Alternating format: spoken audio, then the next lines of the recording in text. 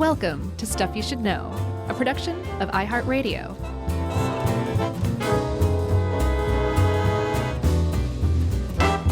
Hey, and welcome to the podcast. I'm Josh, and there's Chuck.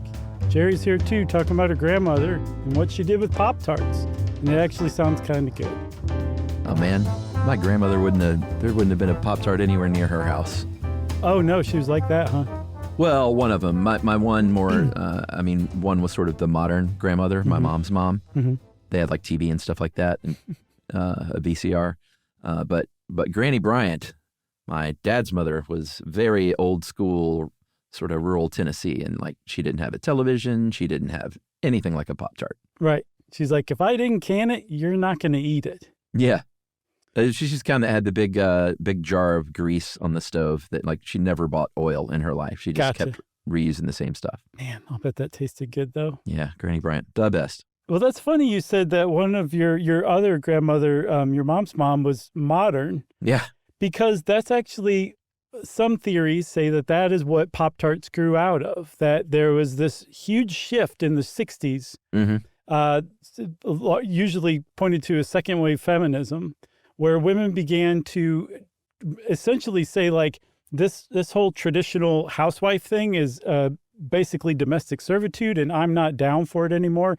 I'm going to work in the workplace. And so convenience food grew up almost immediately to kind of fill that void or whatever, the vacuum that was left as moms started to move out of the house into the workplace and people still needed to eat. That's right. And I feel like this is one where we assume everyone knows what a Pop-Tart is. Oh, yeah. And we get punished for that in emails. So a Pop-Tart is maybe a breakfast item, but as we'll see in the old ads, it could be for lunch or a snack or whatever. But it is a toaster pastry. It's a little sort of fruit-filled faux pastry that you stick in your toaster or not and toast it up or not. And it came about, and we're going to, we need to thank Livia, but we definitely want to thank Diana Stampfler for the website Promote Michigan, because as Livia found and as I found, when it comes to Pop-Tart origin stories, Diana Stampfler's is the bomb diggity. She did her homework. Yeah, she had a lot of great detail that other places didn't have, so big thanks to that website. But Pop-Tarts came out in the 1960s, and we're going to have to retell a little bit of our live episode about the Kellogg cereal corporation and the Kellogg brothers, because that's where this story starts. So we'll give you kind of a quick little overview, right? Yeah, that was our live episode from Sydney. It was good. Yeah. So the Kellogg brothers, Will Keith and John Harvey Kellogg, they ran the Battle Creek Sanitarium, which essentially was a health resort dedicated to getting you to poop with precise perfectness, right? Yeah, and other things. And this was in the 19th century. And so as a result of this, one of the things that came out of it was the Kellogg brothers inventing new types of food. And one of the foods that they invented were cornflakes. And almost as importantly as them inventing cornflakes was the one of their guests, one of their patients coming along, and his name was C.W. Post. That's right. He loved those cornflakes and spent a little time there and said, you know what, I'm going to start making my own cereal. I remember a lot of that. I guess when you do the live show several times, I remember a lot of details from that one, by the way. Right. But like individual jokes even. Lay it on me, buddy. Oh, just made me think of the Elton John album title was that, but I can't remember the name of the machine, the electric bath something. Yes, that's right. It sounded like an Elton John. Electric light bath. Electric light bath, was that it? Yes, I remember that. It was like one of those one-person steam rooms where your head stuck out, but it was lights. Yeah, exactly. Yeah. So that's what was going on at Battle Creek. But C.W. Post tries that Kellogg cornflake, says, I love this stuff. I'm going to form a company to make it. And the Post Company was formed in 1895. And it was about 10 or 11 years after that Kellogg got into the cereal business, like legit-wise, and established their Battle Creek Toasted Cornflake Company. Yeah. So they're like, we're going to sell these things outside of the sanitarium. And now Post and Kellogg's were direct competitors in this new emerging cereal market that those two companies created out of thin air. by the time the 60s roll around, a good half a century later, breakfast cereal was a thing. It had been healthy, healthy, healthy. And then I think starting in 1948, Sugar Crisp was the first sugar cereal that came out. And it was like, wow, they went full bore right out of the gate. Yeah. I mean, with Sugar Crisp, I think they call it Golden Crisp now because you like a mob with torches and pitchforks would come after you if you called your cereal Sugar Crisp. Yeah. But it's the same thing. And that came out in the 40s. So by the time the 60s were around, you had a lot of different sugary cereals. And Kellogg's and Post were making a lot of them. But the upshot of the cereal market being established is there's not a lot of new things you can do. You can come up with a new cereal and it'll be kind of a hit or not. And that's about all you can do. So they started looking for entirely new products to kind of fill, like I said, this vacuum that was being left by second wave feminism, getting women out of the house and into the workplace. So they were like, we need to come up with convenience foods that are even more convenient than cereal. Yeah. Than pouring something out of a box and adding milk. And then reading the back of the box. Or water in the case of, was that Fridays? You better put some water in that damn... I love that one. So classic. So this was also a time, a post-war sort of food science boom was happening where they were making all this sort of dehydrated space age astronaut food and stuff like that. So that had a lot to do with it as well. And Post was experimenting with that stuff and experimenting with wrapping things in foil, dehydrating or partially dehydrating stuff. And they said, all right, we're making these Gaines burgers. This dog crumbly, looks like a meat burger for your dog that's wrapped in foil that you break apart. Do you remember those? Oh, yeah. Yeah. They're still around, right? Or did they go away? They went away in the 90s, I read. Oh, interesting. Yeah. I definitely remember Gaines burgers because I always remember thinking like those are the luckiest dogs in the world. Do you? Yeah. It was like my family would never buy that stuff. No, same here. That was like luxury dog food at the time. But now it'd be like, I wouldn't even feed this to Oh, no. A rat. Yeah. So they were experimenting with like foil wrapped things. And as you'll see, that's what Pop-Tarts were wrapped in. So that's why that's kind of key. And they said, all right, we've invented a pastry filled with fruit, like a fruit mixture. And we figured out how to make it shelf stable so it doesn't need to go in the fridge and how to have it not collect bacteria over time. Yeah. And toasters on the counter were a thing now instead of just having to use the oven for everything. And so they shaped them into a toaster-sized thing, wrapped it in foil, and in October 1963, the Battle Creek Enquirer newspaper reported that these country squares, which is what they're calling them, is the latest and greatest food that you're going to want on your breakfast table. Yeah, and it took me a little while, but I wondered if country squares was a play on country squire. What's country squire? It was a landowner, a rural landowner in medieval England. I doubt it, but you never know. Okay. They call them country squares. Let's just leave it at that. Okay, Josh? Fine. But this was Post. This wasn't Kellogg's who ended up making the Pop-Tart. This was Post who was breaking new ground with these little handheld toaster heated pastries, right? That's right. Problem was I don't know if the Battle Creek Enquirer got in there and had a spy, or else if there was a really dumb vice president that was getting exposure in the Battle Creek Enquirer. But Post was not ready to go to market with these things. They had a recipe, but they didn't know how they were going to package it, market it, get it out to stores. So they had many months of development left ahead of them when news broke. Well, it just so happens that the higher ups at companies like Kellogg read the Battle Creek Enquirer because they're in the same town. And this gave them the ability to catch up because they were caught totally off guard by this. Yeah. But it gave them the ability to catch up, scramble, and create their own versions. And I believe Pop-Tarts ended up beating country squares to market. Yeah. I think the vice president of Kellogg says, "What is this country squares?" And someone said it's a rural landowner in England. Right. No, there was a vice president, though, named William Lamoth. And he had a guy working there in the kitchen named Doc Joe Thompson. And he said, "Get to work. We need our own pastry." And it would be their first foray into any kind of little bakery product like that. And they wanted a partner because they, again, they were just cereal people. So plus everybody likes to have a partner. Yeah, exactly. So they went to the Heckman Biscuit Company, which was conveniently also in Michigan. They had been around selling Dutch cookies since the beginning of the late 19th century, door to door. And by the 1960s, when this is happening, they're a division of the United Biscuit Company of America, which would eventually become Keebler in 66. Right there in Grand Rapids, they had a great modern industrial bakery, and it was a really sort of a great partnership out of the gate. Grand Rapids, by the way, just a little personal aside, is where I learned that I actually love frog legs. Oh, really? Yeah, there was this dinner theater in Grand Rapids that my family used to go to when I was growing up in Toledo. And the Frog Leg Theater? On their buffet, they had frog legs. And I tried them once and I was like, oh my God, these are amazing. I don't think I would eat one now, but when I was like 8, 9, 10, I would eat some frog legs. I don't know where it was, buddy, but I tried frog legs on a buffet in the 1970s or early 80s as well. Yeah, and I thought, hey, this tastes like chicken. Kind of. It's the weird skin that really throws it off, though. These were fried, so I don't remember the skin, and this is a very distant memory. So, but I'm with you. I couldn't eat a frog now. These were not fried. These were like braised. No, mine were fried.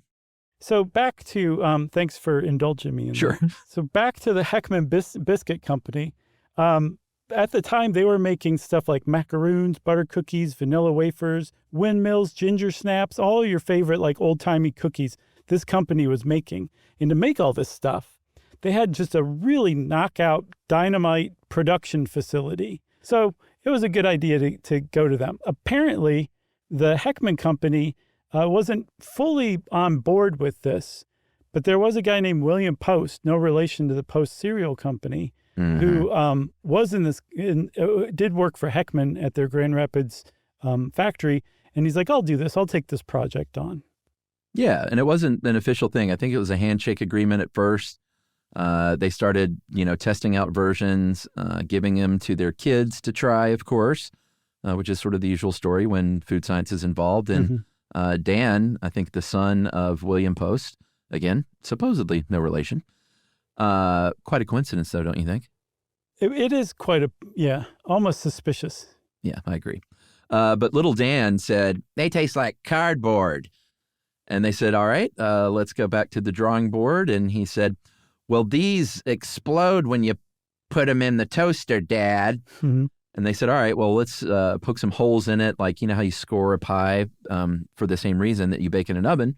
They started scoring the dough for the, and kind of solve that problem out of the gate. Well, that's why there's little holes in Pop-Tarts still today. That's right, because they will explode.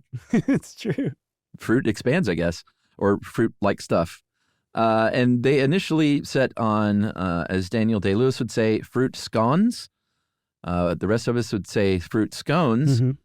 And I think there were 4 flavors out of the gate, right. Strawberry, blueberry, and apple currant, that were partnered with Smucker's, another great idea, to provide their fruit filling. And then, oh baby, the 4th one, the all-time great, brown sugar cinnamon. Yep, that's the best one, hands down. Oh, you too, huh? Oh, yes. Okay, great. What a relief. Yeah, some Lipton blackberry tea and brown sugar cinnamon Pop-Tarts in the evening was just a great way to wind down after a long day in 3rd grade. So what is that garbage Jerry said before we recorded? She talked about her grandmother making Not that part. Making a blueberry Pop-Tarts that were unfrosted and buttering them. Okay, well, I was going to hang on to that for my final tip, but I might as well launch into it now. That is the secret to Pop-Tarts. Put it in the toaster, toast it up. For me, brown sugar cinnamon. Then you get a stick of butter. I think I've said this on another episode, and maybe our breakfast episode. Okay. And then you just take that stick of butter. Don't even cut off a piece. Just unwrap it a little bit, flip it over to the non-frosted side, and just sort of rub it on there. And then don't forget about that frosted side, my friend. Flip it back over, butter up that frosted side a little and the edges, and get those corners. And because the problem with Pop-Tarts to me is they're always a little too dry, where there's no filling, and this solves the problem. It's buttery. It's delicious. I highly recommend it. Okay. If you mentioned that before, then there's 100% chance that I followed up with this. That I have, I heard of that from Jessica Simpson. Oh. Who mentioned it, I guess when she was pregnant, she was craving buttered Pop-Tarts, and I hadn't heard of it until then. It's the finishing touch. It's the cherry on top. It really finishes it off nicely. So you do that with the brown sugar cinnamon version? Dude, every version. Okay. But that's the only version I'll eat. And I gotta say, I don't eat Pop-Tarts anymore. Like, I can't remember the last Pop-Tart I had, but I can't walk down that aisle without looking at them and going, oh man, if you fall into my basket, maybe you'll make it out of the store. Right. So I love brown sugar cinnamon, since we're talking about personal preferences, but for the fruit ones, I used to be all strawberry as a kid. And it was just because I never ventured out. And once I grew up a little more and my tastes really started to develop, I found that cherry is actually the top fruit. Oh. Did not know that until, I don't know, maybe 10 years ago. Okay. I'll have to, I'm going to buy some Pop-Tarts just to try some of these again. Try cherry. All right, I'll try cherry. Oh, they're frosted, I take it? Yes. I don't even know why they make them unfrosted. That's crazy. Those are the kind I had to eat growing up here and there. They weren't even called Pop-Tarts. I think they were called toaster pastries, and there was no frosting in sight. Yeah, and your grandma canned them. Right. But does the cherry have sprinkles? Because I don't love the sprinkles, but it's just sort of part of the frosting, so it doesn't stand out too much. Cherry has everything you want. Not only does it have sprinkles, Chuck, it has like sugar crystals. Oh. Yes, dude, you're going to love cherry. Believe me, I expect a text later on with you thanking me for recommending cherry Pop-Tarts. Yeah, Ruby's never had a Pop-Tart, so we're going to blow her mind. It's a good one to start on. All right, so, well, I guess we should probably take a break. Yeah, we kind of got off course here. Yeah. Okay, we left off at Fruit Scone and Smuckers and the launching of the original four, and we'll come back and pick it up right after this.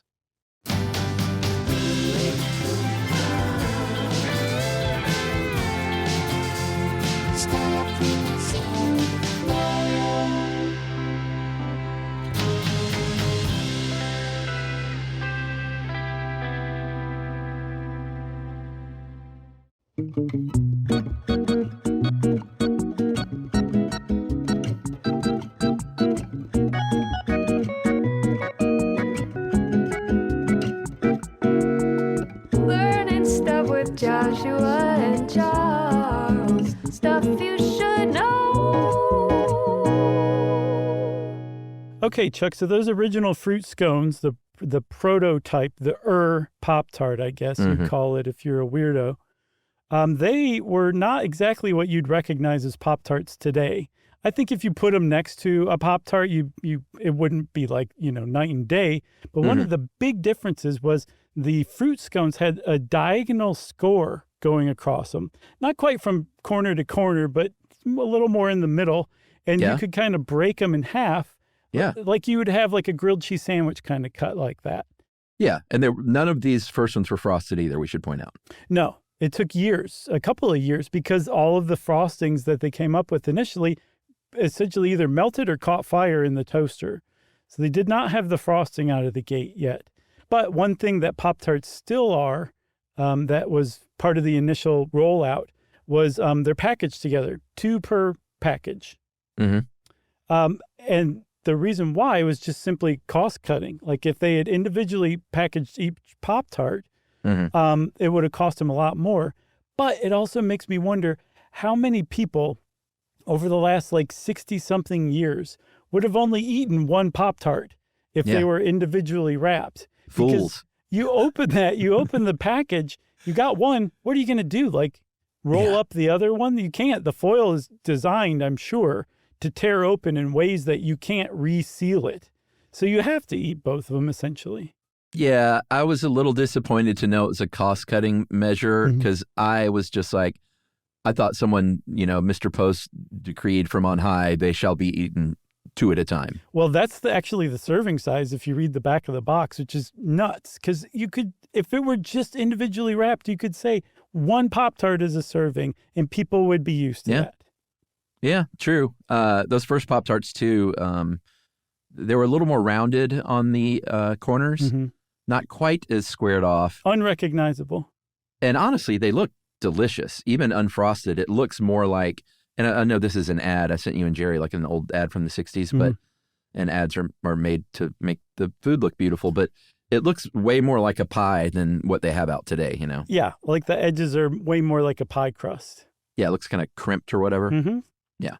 So I think after this all happened, like you said, poor Dan Post was taking bite after bite and saying, like, these are disgusting. But within 4 months of Kellogg's approaching Henkel's, they had like a ready-for-market Pop-Tart developed.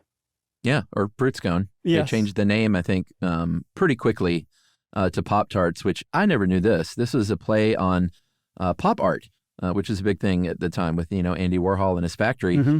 And I had no idea that it was just sort of a little clever nod to that. I didn't either. I didn't realize Pop-Tarts were quite so cool. Agreed. So the trademark for the brand was filed on June 20th, 1964. They started shipping out the first cases on September 14th, and they chose Cleveland as their test market. And Cleveland went bonkers for these things.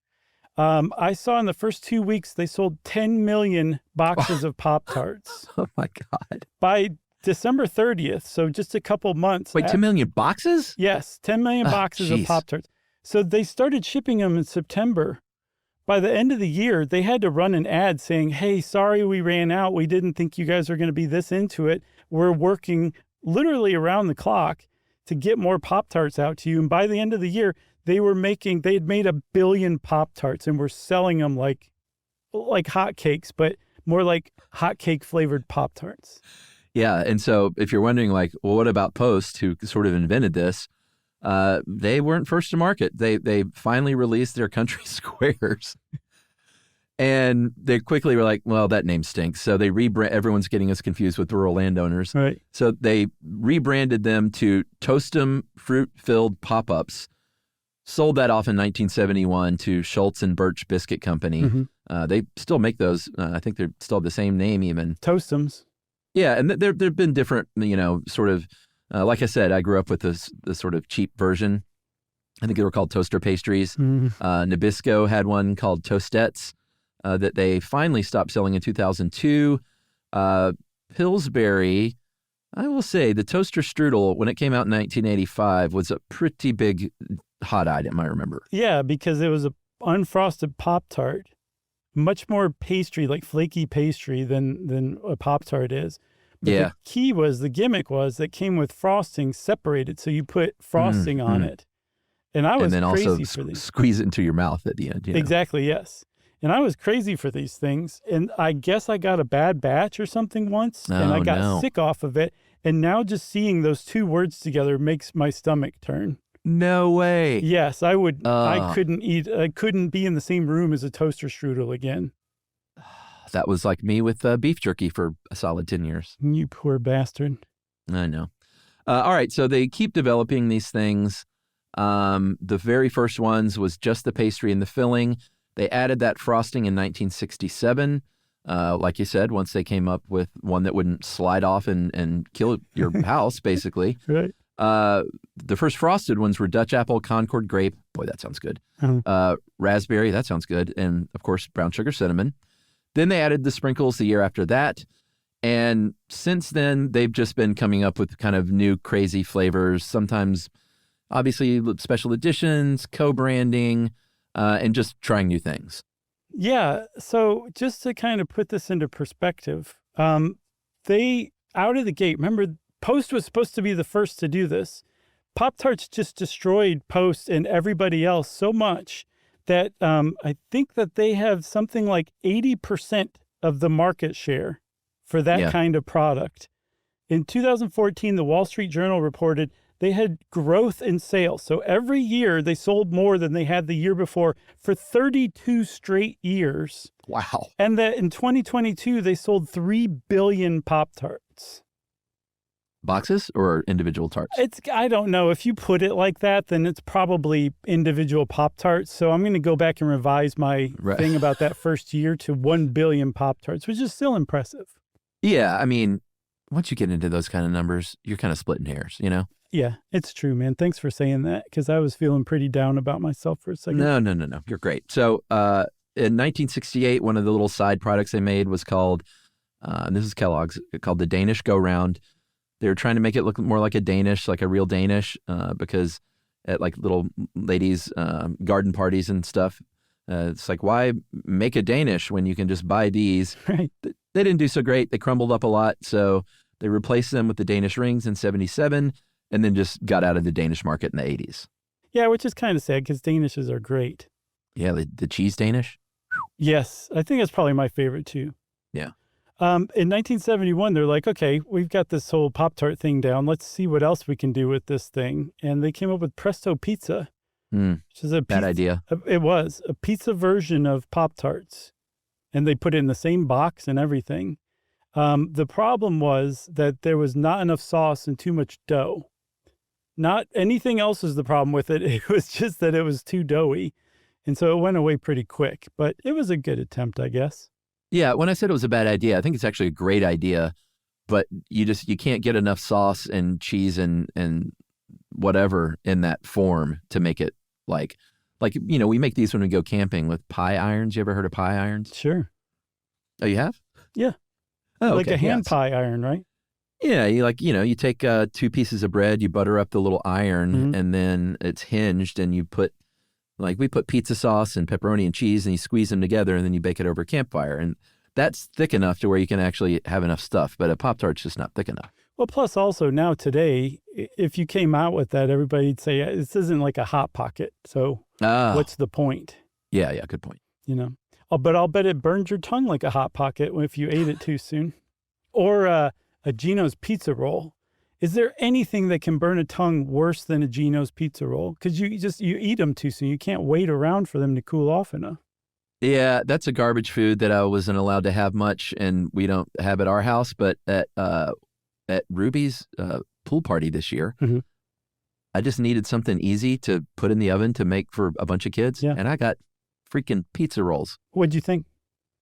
They're not great, but the kids loved them. Oh, I haven't had one in a while. I'll have to go back and revisit it, or else maybe I'll just not. You have a more sophisticated palate now. I would just lean on nostalgia and what a great memory you have. Okay, thank you for that. I don't think we need to go through all these other things. I mean, they made Pop-Tart Bites, little crisps, and all sorts of little side products that kind of came and went, like all products do. They try to spin things off, and it usually doesn't work out. No, and don't forget Pop-Tart cereal. That kind of made a splash for a minute. I didn't try that. I hadn't heard of that. Did you have that? What's weird is I remember eating it as a younger person, but apparently it came out in 2018. So either I made up the idea that I ate it, or I was way older than I remember when I ate it. Right. It was just like 7 years ago. Yeah, exactly. When you were a child. Right. So essentially what Pop-Tarts finally did was, it's like what we did. Like we tried a TV show. We tried Sirius XM. We tried going on other people's shows. And everyone was like, we just want to hear you podcast. That's essentially what Pop-Tarts did. They finally just put it all in to mostly just making Pop-Tarts in new, interesting flavors. Yeah, well, it helped that no one called us after a while. Right. When the opportunities dried up, I took it as, we just want to hear you podcast. No, I'm with you. Marketing-wise, we did an episode recently on Saturday morning cartoons, and a lot of it, to some listeners' disappointment, as it turns out, was about marketing to children, like sugar cereals and things like that during Saturday morning cartoons. And Pop-Tarts was, definitely one of the, I was about to say worst offenders, but maybe I should just say one of the best at it. Because they ran tons and tons of commercials saying, like, put them in the lunchbox, eat them for breakfast, have them as a snack. Like, really, you can serve them warm. You can have them in between meals. You can eat them right out of the foil. Yeah, we'll get to that in a second. What, right out of the foil? Yeah. Do you do that? I have only done that in a pinch. I used to throw these in the backpack for camping trips when I was young, before they had a ton of granola bars and stuff. Sure. Like now there's so much of that, but back then I would just do some Pop-Tarts in the backpack and I would eat them out of the package, but it's not great. It can be done, but no, it's not great.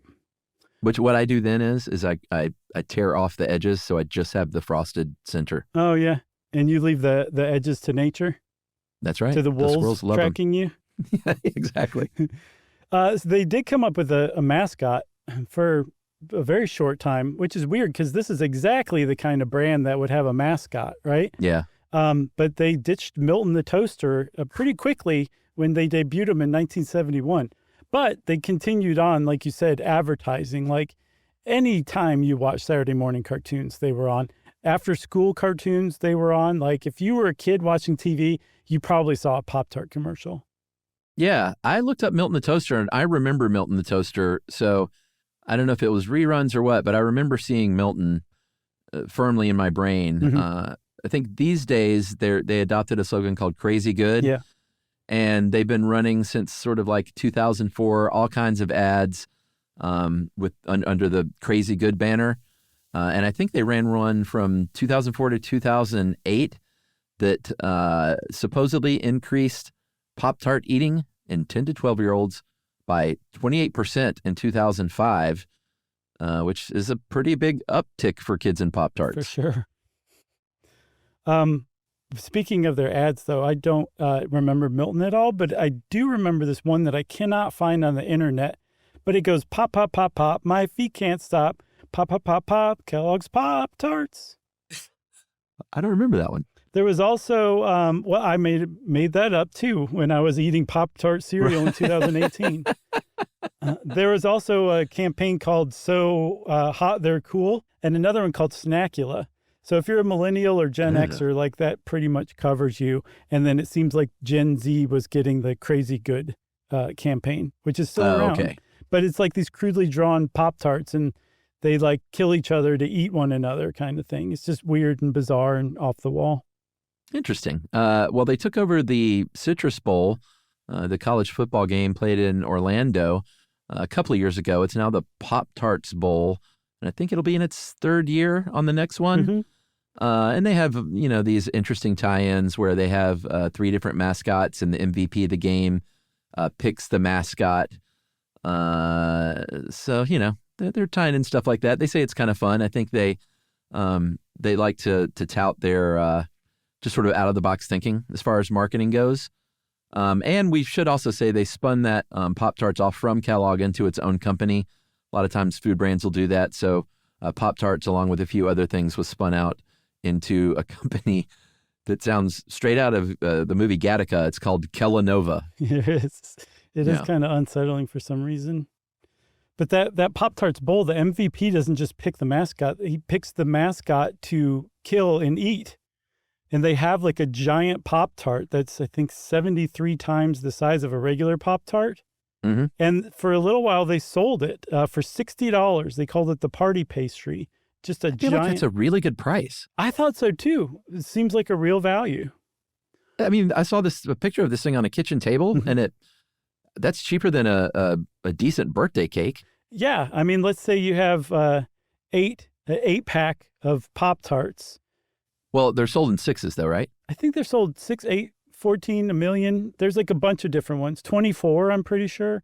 But I can tell you 73 times the size of a regular Pop-Tart does not translate to $60 more. So it is a really great value. You can't find it anymore, though, unfortunately. Sorry.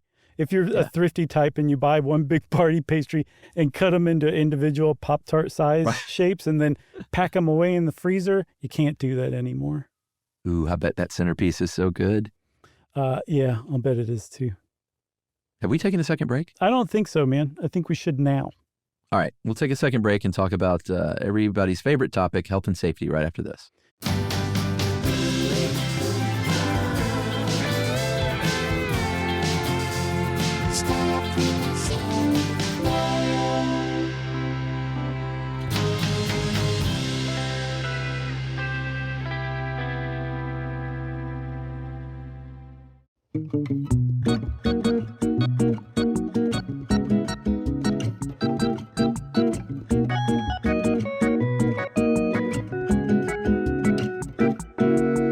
Learning stuff with Joshua and Charles. Stuff you should know.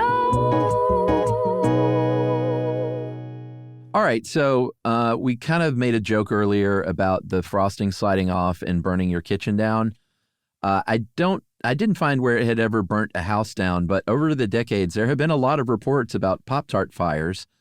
In 1993, it came a little more to the forefront of pop culture when syndicated humor columnist Dave Barry wrote about a report from Dover, Ohio, where there was a Pop-Tart fire in the toaster. And, it was legit. I think they found the fire department did tests, and they found that if you just leave that thing in there, your toaster can shoot flames 3 feet high. And supposedly Dave Barry recreated this outdoors as part of his humor column. I saw a website called flamingtoasters.com. They did this experiment too. They put 2 in a toaster, and you need a malfunctioning toaster that never pops up. Right. So that they continue to heat up, because they're designed to make it through like a good long toaster cycle without catching fire. But if the toaster cycle never ends, the Pop-Tart's in big trouble. They got 18-inch high flames in 4 minutes, 42 seconds of toasting. But around the internet, I've seen these flames. These aren't your like campfire flames. I've seen them described as like blowtorch-like. So there's like flames going out of your toaster. And apparently the reason why is because of all of the high fructose corn syrup inside the filling. If it heats up too much, kaboom, and it catches fire. Yeah, and I think those, it's unique. It's not like toast will do that, because that filling, A, with the high fructose corn syrup, but B, that filling packed in that pastry just retains a lot of heat. Right. And it just, it's a pretty volatile, can be a pretty volatile situation. I think the Philly Inquirer in 2001 reported that the U.S. Customer Product Safety Commission had 17 reports of Pop-Tart fires. And eventually, of course, there would be a lawsuit.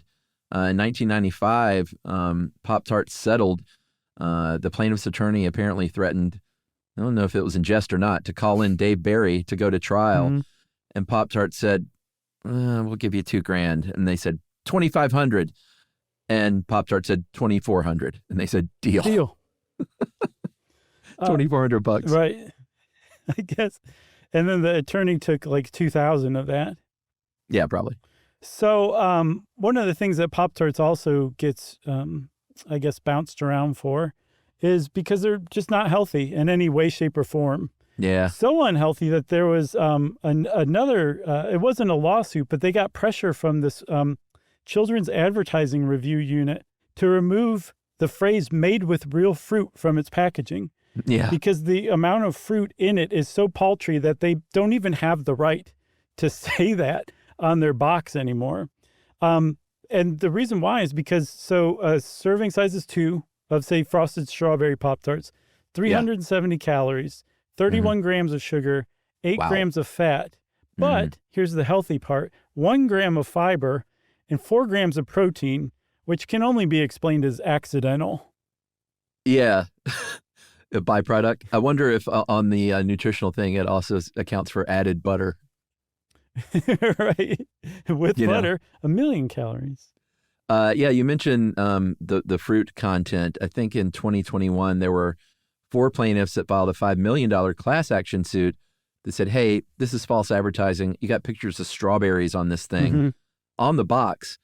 And you mentioned there wasn't much actual fruit in there. There's a quantification of that. The whole grain frosted strawberry Pop-Tart contains less than 2% each of dried pear, apple, and strawberry. And the strawberry Pop-Tart is the third of those fruits, which, they're listed in order of how much they have. Right. So there's more pear and apple in a strawberry Pop-Tart than strawberry. Right. So they're not healthy. No. Which, so you can imagine my surprise when I was looking for articles about the health or the health impact or how unhealthy Pop-Tarts are, that I found an article titled, "Can Pop-Tarts really help with weight loss?" I was like, are you kidding me?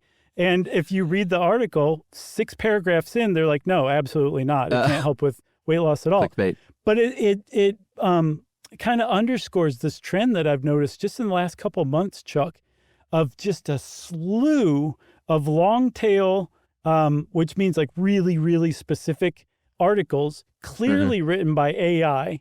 And they're all the same. There'll be like a short introduction, then there'll be the table of contents, and then they'll go section, section, section. And all sections are like basically one paragraph.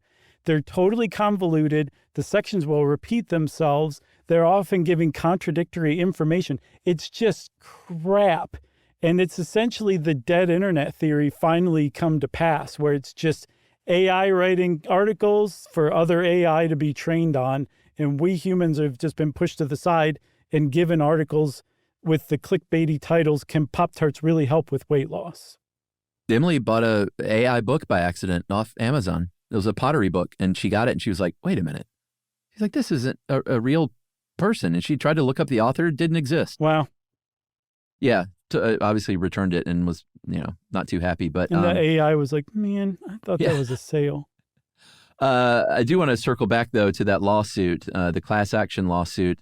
The judge eventually, a federal judge, dismissed it and said no reasonable consumer would see the entire product label reading the words frosted strawberry Pop-Tarts next to a picture of a toaster pastry coated in frosting and reasonably expect that fresh strawberries would be the sole ingredient in the product. Right. In other words, everyone knows what a Pop-Tart is, dummy. Go home. Exactly. You don't eat it because it's healthy. I had forgotten that you hadn't wrapped that story up. Oh, that's all right. Quite a boondoggle in the middle there. So because of the, food dyes and things like that, you're not going to get like a regular American Pop-Tart in other countries. Mm-hmm. A lot of countries in Europe don't even have Pop-Tarts at all. But they do have different versions that are a little better probably. And I know the UK doesn't have high fructose corn syrup in their frosted strawberry sensation Pop-Tart or red 40, yellow 6, and blue 1 dyes. They instead use paprika, beetroot, and extract from the annatto tree to color their Pop-Tarts. Yeah, which is an orange-ready color, I've read. Yeah, I wonder how that affects the flavor. Paprika? But it's also, like, when you hear about this, like the EU or the UK having these standards that are just, that makes American standards substandard as far as health goes. It's just so frustrating that nobody's looking out for American consumers like they do in the EU and UK, Yeah. Like, use beetroot, jerk. Agree. Should we go through a couple of these cultural touchstones? Yeah. I'll mention the movie, the Netflix movie last year, Unfrosted, which was at least directed and starred. I don't know if Jerry Seinfeld helped write it. Yes, he did. And conceive of it, too. Yeah, it was a bad... So bad. It was a bad movie. It was so boring. I didn't watch it. I watched a little bit of it and realized that it was flaming garbage. Exactly the same for me. I think I made it 10 minutes in. Yeah, it's really bad. It got a couple of Razzies. Amy Schumer was in it. Like, really quality people. It was just a bad movie. Sometimes it happens. Yeah. And it did happen with that one. What else? You can make your own Pop-Tarts at home. I've actually done this. I made an apple cinnamon giant Pop-Tart. It turned out okay. I think the trick is the crust always seems too highfalutin. So you're not really recreating the Pop-Tart very well. No. Yeah, but that's kind of like I had one in a fancy restaurant once. They had it on the dessert. Mm-hmm. They called it their Pop-Tart, and it was astounding, but it wasn't a Pop-Tart. Exactly. It has to have a certain trashy quality. Exactly. It does, and it's missing that when you make it at home. In 2021, when we were bombing Afghanistan, we started dropping food, including Pop-Tarts, that the U.S. military said it was supposed to be an icebreaker for those people, right? For the Afghan people. And then they also got criticized because they were like, hey, we're dropping food for these people to subsist on. Let's not drop garbage food as an icebreaker. Right. They're like, can't Pop-Tarts really help with weight loss? They've also made several appearances on The Simpsons, most famously when Homer's trying to gain weight so he can get disability and not have to work. I remember that. He consults with Dr. Nick, who tells him how to gain weight. And one of the things he says is, instead of using bread, make a sandwich with 2 Pop-Tarts. I bet that's so good. Like a PB&J between 2 Pop-Tarts? Oh, yeah. I can see that. Well, there's PB&J Pop-Tarts, or there used to be, and those were pretty good. Yeah. I mean, they've had lots of wacky flavors. I know you looked up a bunch of those. Any of them stand out? Oh, God, I don't have it in front of me. No. There were a few that, the ones that stand out to me, I wouldn't like. Like, they have a whole ice cream shop, like, sub-brand, where it's like chocolate vanilla milkshake or something like that. No. It doesn't sound very good.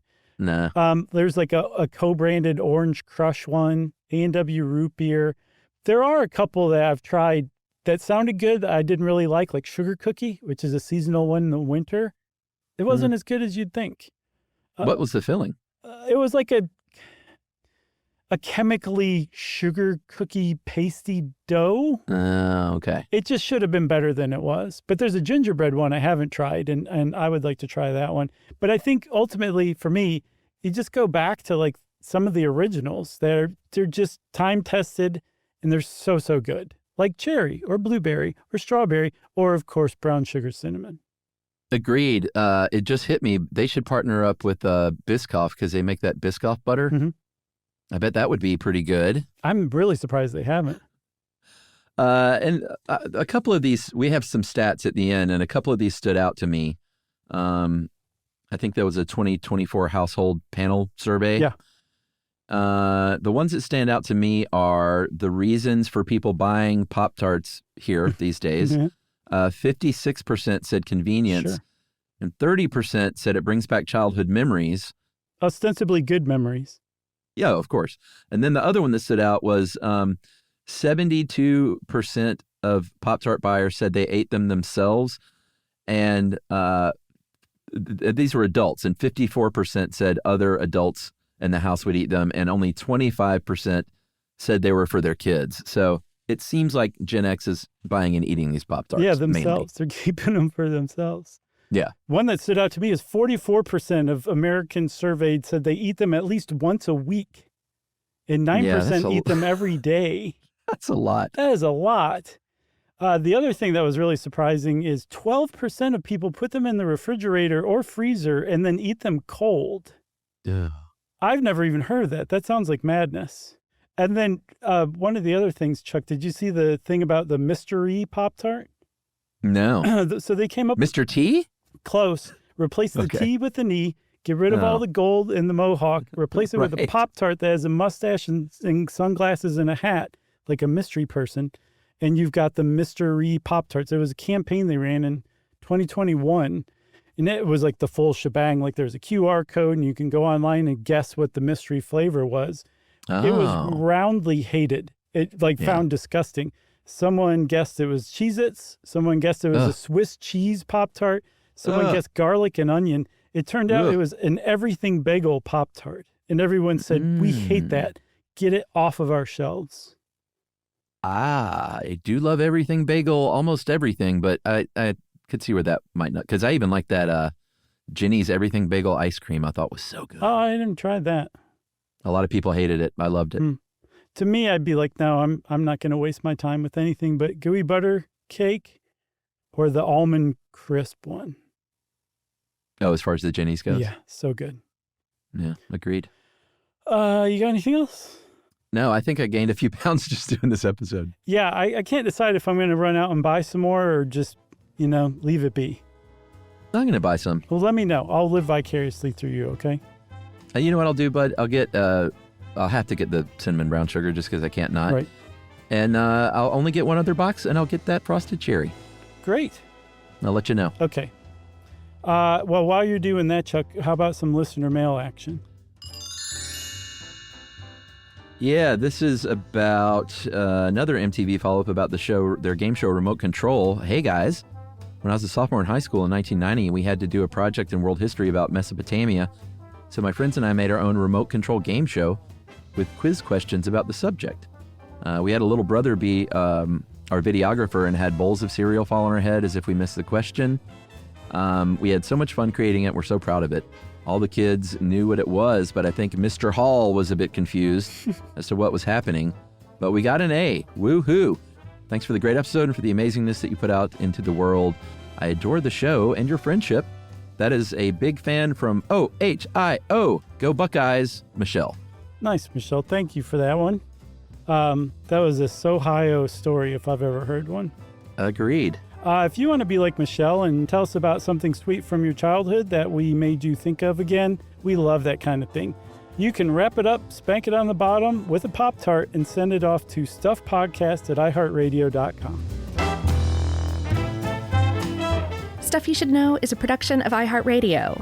For more podcasts from iHeartRadio, visit the iHeartRadio app, Apple Podcasts, or wherever you listen to your favorite shows.